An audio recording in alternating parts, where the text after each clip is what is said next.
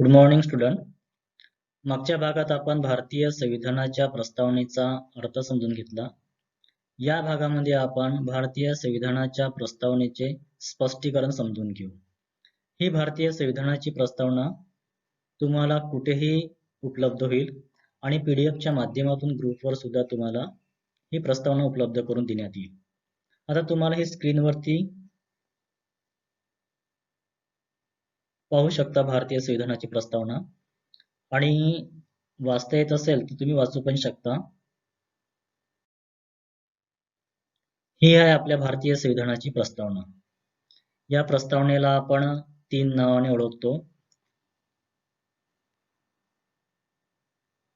या प्रस्तावनेला आपण प्रस्ताविका म्हणतो, सरनामा म्हणतो आणि उद्देश पत्रिका म्हणतो. याचं सविस्तर विश्लेषण मागच्या भागामध्ये आलंच आहे, त्याच्यामुळे आपण सरनामा म्हणजे काय, उद्देश पत्रिका म्हणजे काय, याच्यावर आपण जास्त वेळ देऊ नये. तर ही आहे आपल्या भारतीय संविधानाची प्रस्तावना. आम्ही भारताचे लोक, भारताचे एक सार्वभौम, समाजवादी, धर्मनिरपेक्ष, लोकशाही गणराज्य निर्माण करण्याचे आणि भारताच्या सर्व नागरिकांना न्याय, सामाजिक, आर्थिक व राजनीतिक स्वातंत्र्य, विचार, अभिव्यक्ती, विश्वास, श्रद्धा आणि उपासना यांचे समानता, दर्जा व संधीची या बाबतीत बंधुता, व्यक्तीची प्रतिष्ठा व राष्ट्राची एकता आणि एकात्मता राखणारी याची शाश्वती देण्याचे आमच्या या घटना समितीत आज 26 नोव्हेंबर 1949 रोजी विचारपूर्वक ठरवित आहोत आणि घटना मान्य करीत आहोत आणि घटना मान्य करून त्यासंबंधी कायदा करून तिचा आम्ही स्वीकार करीत आहोत. तर ही आपल्या भारतीय संविधानाची प्रस्तावना.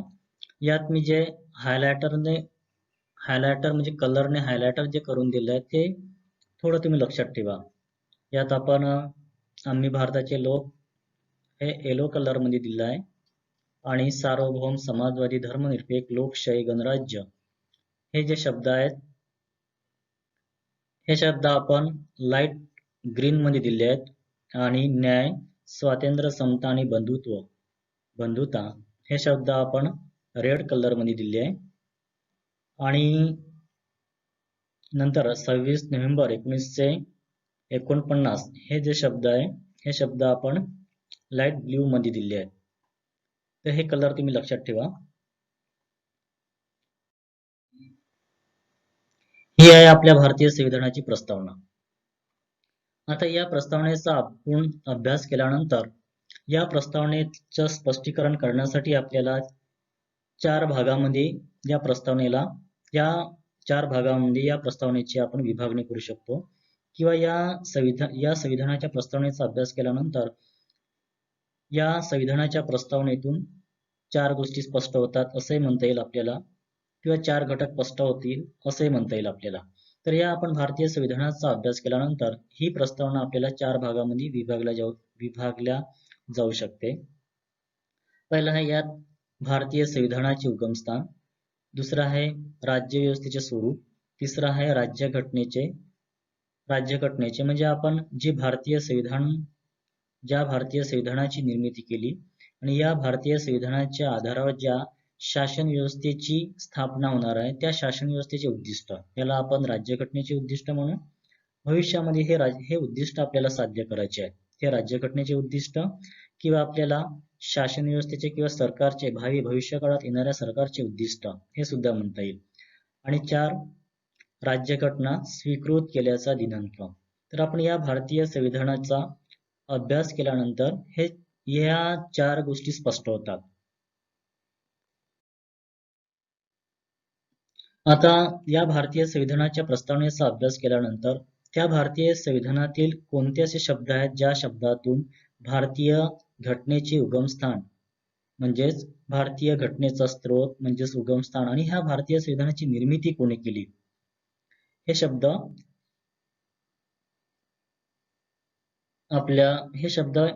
सुचवायचे आहेत त्यातून. तर आम्ही भारताचे लोक हा जो शब्द आहे हे आहे भारतीय संविधानाचे उगमस्थान. म्हणजे भारतीय संविधानाचे उगमस्थान कोण आहे तर आम्ही भारताचे लोक, आम्ही आहोत म्हणजे आपण हमी देतो की हे संविधान आम्ही लिहिलं आहे, हा अर्थ इथून अभिप्रेत आहे.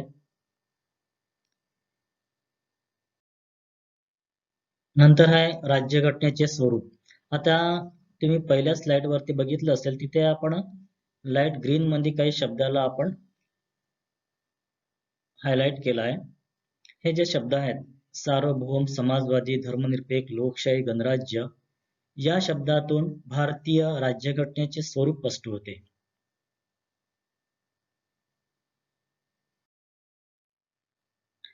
नंतर आहे राज्यघटनेचे उद्दिष्ट. तर त्या पहिल्या स्लाइड मध्ये आपण रेड कलर मध्ये ज्या शब्दांना आपण हायलाइट केलाय ते शब्द आहेत न्याय, स्वातंत्र्य आणि समता आणि बंधुता.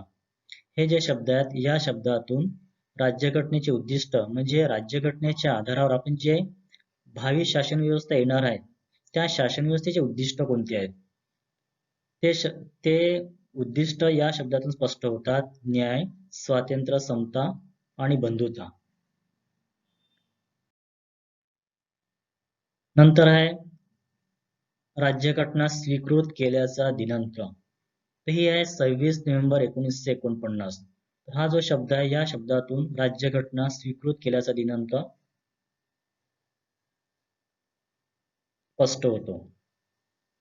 तर म्हणजे आपण ह्या भारतीय संविधानाचा एकंदर अभ्यास केल्यानंतर या संविधानाला समजून घेण्यासाठी आपल्याला 4 भागामध्ये त्याची विभागणी करता येते. 1. भारतीय संविधानाचे उगमस्थान. 2. राज्यघटनेचे राज्यव्यवस्थेचे स्वरूप. 3. राज्यघटनेचे किंवा शासन व्यवस्थेचे उद्दिष्ट. आणि 4. राज्यघटना स्वीकृत केल्याचा दिनांक. म्हणजे अंतिम हा मसुदा समितीनं या संविधानाची निर्मिती केल्यानंतर अंतिम स्वरूपात घटना समितीला ही प्रस्तुत केली आणि घटना समितीला प्रस्तुत केल्यानंतर त्या दिवशी घटना समितीच्या अध्यक्षाने त्याच्यावर सही करून अंतिम स्वरूपात तिला मान्यता दिली. म्हणून हा दिवस आहे 26 नोव्हेंबर 1949 आणि 26 जानेवारी 1950 म्हणून या संविधानाची आपण अंमलबजावणी केली. तर आता समोरच्या भागामध्ये आपण या भारतीय संविधानातील जे 4 भाग स्पष्ट होतात त्या भागाचं स्पष्टीकरण आणि त्या प्रत्येक भागामध्ये जे शब्द दिले त्या शब्दाचा अर्थ आपण समजून घेऊ. म्हणजे राज्यघटनेचे उगमस्थान याचं स्पष्टीकरण आणि त्या राज्यघटनेच्या उगमस्थानामध्ये जे शब्द आले आहेत आम्ही भारताचे लोक, राज्यव्यवस्थेचे स्वरूप, त्यात सार्वभौम, समाजवादी, धर्मनिरपेक्ष, लोकशाही, गणराज्य या प्रत्येक शब्दाचा अर्थ आपण समजून घेणार आहोत. नंतर राज्यव्यवस्थेचे म्हणजे शासन व्यवस्थेचे उद्दिष्ट, त्यात समता, स्वातंत्र्य, बंधुता आणि न्याय या प्रत्येक शब्दाचा आपण अर्थ समजून घेणार आहोत. नंतर राज्यघटना स्वीकृत केल्याचा दिनांक हे जे शब्द आहेत त्या प्रत्येक शब्दाचा आपण अर्थ समजून घेणार आहोत. तर आता बाकी भाग आपण समोरच्या व्हिडिओमध्ये पाहू. धन्यवाद.